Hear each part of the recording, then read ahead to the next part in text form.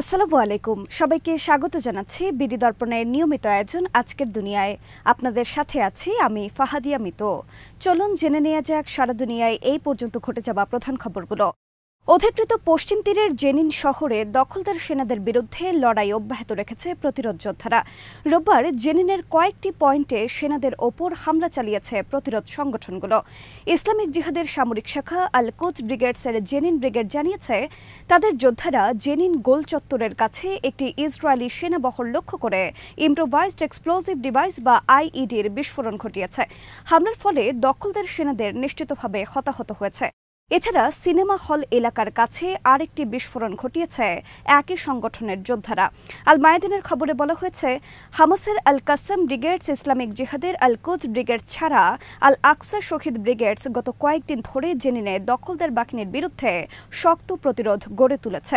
দখলদার সেনারা পশ্চিম তীরের এই শহরটিতে অভিযান চালাচ্ছে বর্তমানে। আল আকসা শহীদ ব্রিগেড জানিয়েছে জেনিনে তাদের যোদ্ধারা ইসরায়েলি বাহিনীর অগ্রসর হবার পথে বিস্ফোরক পুঁতে রাখছে এবং কিছু জায়গায় সরাসরি সংঘর্ষে লিপ্ত হচ্ছে। অন্যদিকে ইসরায়েলি বাহিনী বেসামরিক নাগরিকদের ঘরবাড়ি ধ্বংস করা অব্যাহত রেখেছে। রোববার সিনেমা হলের কাছে পার্ক করা কিছু গাড়ি সহ ওই এলাকার কয়েকটি বেসামরিক স্থাপনা গুড়িয়ে দেয় ইসরায়েলি বুলডোজার। আল দামাস ও আল বাশার এলাকায়ও তারা ধ্বংস তৎপরতা চালিয়েছে। সব মিলে জেনিন উদ্বাস্তু শিবিরের ২০টির বেশি বাড়ি ধ্বংস করেছে দখলদার বাহিনী। এর বাইরে পশ্চিম তীরের দক্ষিণাঞ্চলে বেইত লাহম শহরের কাছে ৪৫টি বাড়ি ভাঙা হবে বলে বাসিন্দাদের নোটিশ দিয়েছে ইসরায়েলি কর্তৃপক্ষ। গাজায় যুদ্ধবিরতি কার্যকর হলেও গত ২ সপ্তাহ ধরে জেনিন শহরে প্রতিরোধ যোদ্ধাদের লড়াই চলছে। শহরটিতে দখলদার সেনাদের মোকাবেলায় নিয়মিতই প্রতিরোধ গড়ে তুলছেন তারা। ডোনাল্ড ট্রাম্পের গাজা খালি করে বাসিন্দাদের মিশর ও জর্ডানে পাঠানোর প্রস্তাবের নিন্দা জানিয়েছে ফিলিস্তিনি নেতারা। ফিলিস্তিনি কর্তৃপক্ষ বলছে এই প্রস্তাব ফিলিস্তিন বিষয়ে বিপদসীমা অতিক্রম করতে পারে। অন্যদিকে গাজার বাসিন্দারা বলছেন তারা যে কোনো মূল্যে গাজায় থাকতে চান। ফিলিস্তিনের সরকার এক বিবৃতিতে বলেছে, আমরা স্পষ্ট জানিয়ে দিতে চাই যে ফিলিস্তিনিরা কখনোই তাদের ভূখণ্ড ও পবিত্র স্থানগুলো ছেড়ে যাবে না। আমরা ১৯৪৮ ও ১৯৬৭ সালের মতো ফিলিস্তিনিদের উচ্ছেদ সহ্য করব না। আমাদের জনগণ অবিচল থাকবে এবং কখনোই মাতৃভূমি ত্যাগ করবে না। স্বাধীনতাকামী সংগঠন হামাস বলেছে, আমাদের জনগণ আধুনিক ইতিহাসের ভয়াবহতম ইসরায়েলি গণহত্যার মুখেও অবিচল থেকেছে।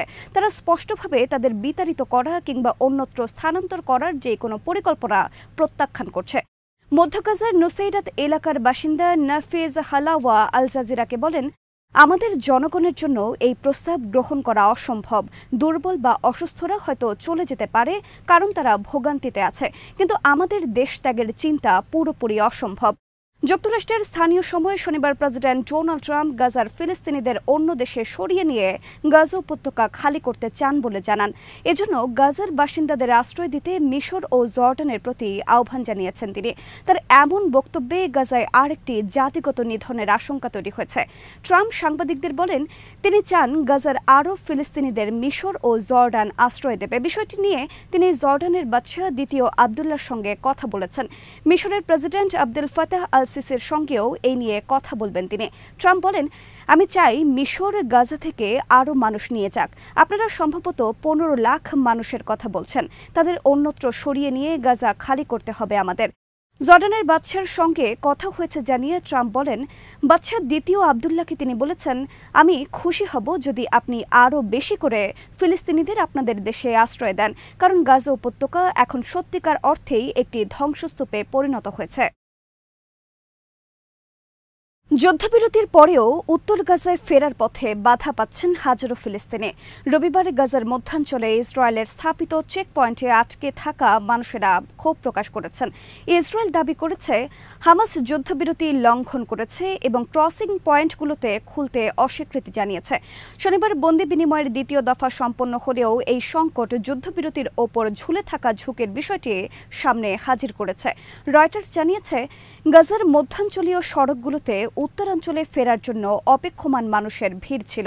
কেউ গাড়িতে, কেউ পায়ে হেঁটে চেকপয়েন্ট পার হবার জন্য অপেক্ষা করছিল। গাজা সিটির বাসিন্দা তামের আল বুরাই বলেন, মানুষ তাদের বাড়িঘরের কি অবস্থা জানে না, তবু তারা ফিরতে চায়। ধ্বংসস্তূপের পাশে হলেও তাঁবু খাটিয়ে ঘর তৈরি করতে চায়। সালাউদ্দিন সড়ক ও উপকূলীয় সড়কে অনেকেই রাত কাটিয়েছেন। আল আউদা হাসপাতালের কর্মকর্তারা জানান, উপকূলীয় সড়কে ইসরায়েলি সেনাদের গুলিতে এক ফিলিস্তিনি নিহত ও 15 জন আহত হয়েছেন। ইসরায়েলি সেনাবাহিনী বিষয়টি তদন্ত করছে বলে জানিয়েছে।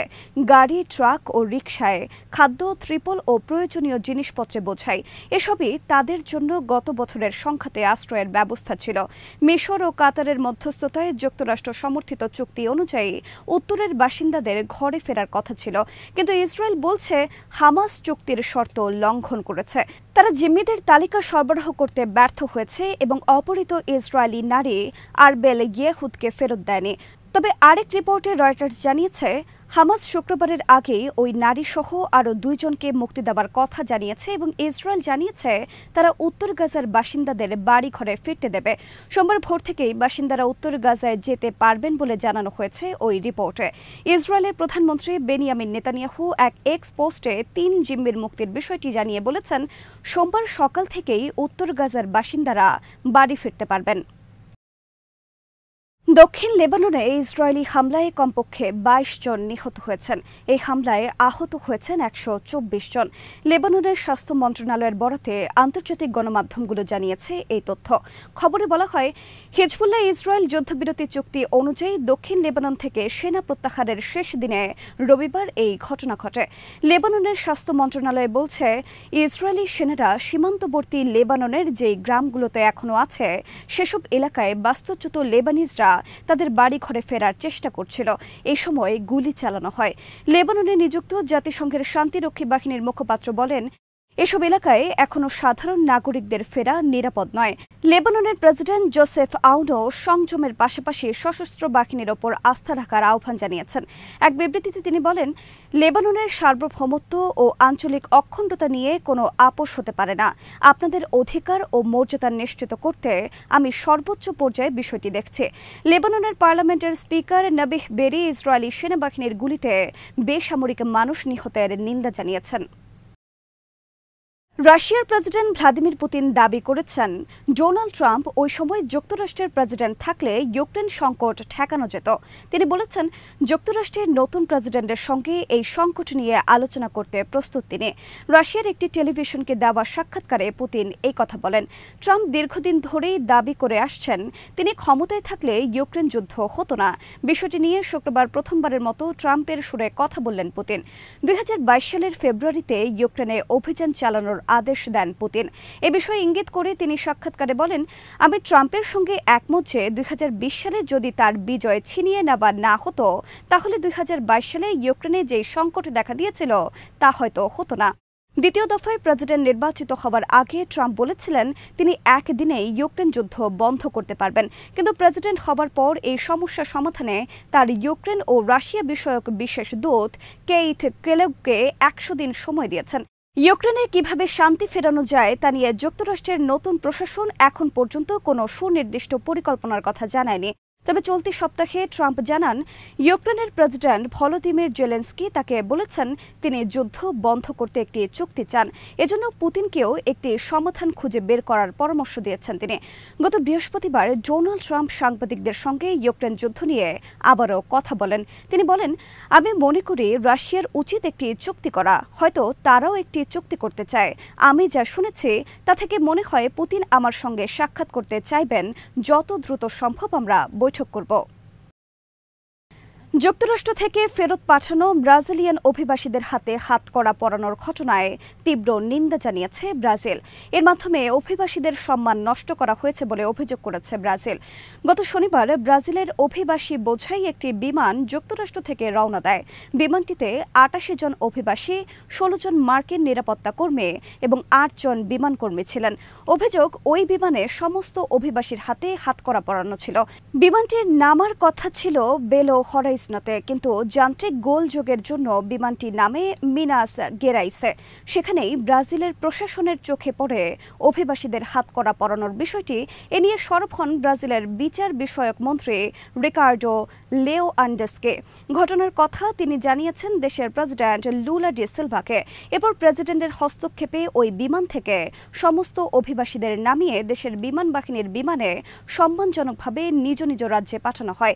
ক্ষমতায় এসেই মার্কিন প্রেসিডেন্ট ডোনাল্ড ট্রাম্প দেশ থেকে অবৈধ অনুপ্রবেশকারী এবং অভিবাসীদের চিহ্নিত করতে শুরু করেছেন।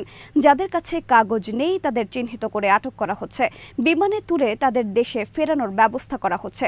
যদিও মার্কিন প্রশাসনের বক্তব্য 2017 সালের আইন মেনে এই ডিপোর্টেশনের কাজ করা হচ্ছে, এর সাথে ট্রাম্পের ক্ষমতায় আসার কোনো যোগ নেই।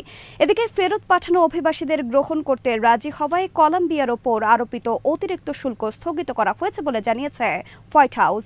রোববার অবৈধ অভিবাসীদের নিয়ে পাঠানো 2টি বিমান কলম্বিয়ায় অবতরণ করতে দেননি দেশটির প্রেসিডেন্ট। এরপর ক্ষুব্ধ হয় দেশটির সব পণ্যের ওপর 25% বাড়তি শুল্ক আরোপ করেন ডোনাল্ড ট্রাম্প। তবে পরদিন বিষয়টি নিয়ে দুই দেশের মধ্যে সমঝোতা হয়েছে বলে জানায় বিবিসি। হোয়াইট হাউস বলছে অবৈধ অভিবাসীদের ফেরত নিতে রাজি হয়েছে কলম্বিয়া। আজ এখানেই শেষ করছে। সবাই ভালো থাকুন, সুস্থ থাকুন আর দেখতে থাকুন বিডি দর্পণ। চ্যানেলটি ভালো লাগলে সাবস্ক্রাইব করুন, সংযুক্ত থাকুন আমাদের ফেসবুক পেজে। আল্লাহ হাফেজ।